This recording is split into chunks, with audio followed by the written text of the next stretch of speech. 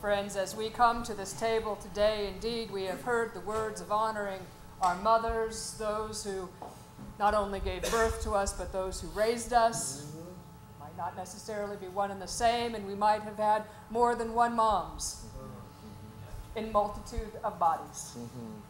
And so it is, my friends, that we join together in that spirit of giving birth and honoring, not just giving birth to us, but giving birth to this world. And let us join together our hearts and our minds and our souls as we remember the mothers and we remember the children. On this day, we have honored and remembered our mothers and caregivers everywhere.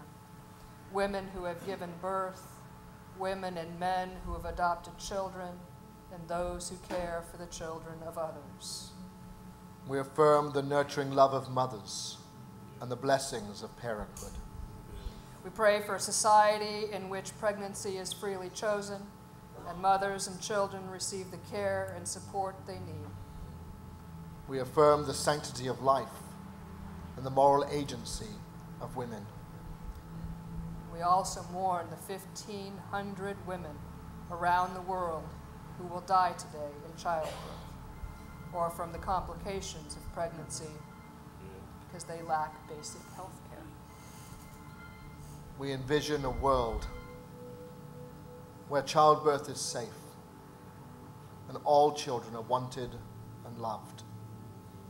Together, we break the silence surrounding women and their partners who suffer infertility and pregnancy loss and stillbirths and difficulties in adoption, no matter the reason for that.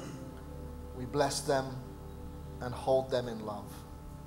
And we celebrate the many ways that people create families and become mothers and moms and mamas in our community.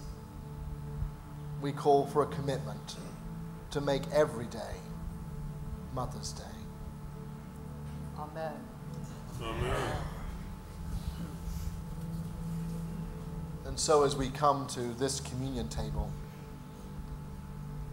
it's a wonderful way in which Jesus demonstrates his own motherly attributes. For as in so many ways, it is the women who often set table for us. And yet on that occasion, Jesus had this table set for us and acknowledges that with us as human beings, we need bread and water for the journey. And that this meal that Jesus has said at this table is a meal of liberation that sets us free from all of the earthly things into the spiritual realm. And so he took very common things of his day in the Passover celebration and made them different. For on that supper that he had set with his disciples, just as Jesus sets with us today, he took from that table some bread. He gave you thanks and praise. He blessed it. And then he broke it. And he passed it to all those who had gathered in that table. And he said to them, "Take and eat of this, all of you. For this is just like my body. It's to be broken for you.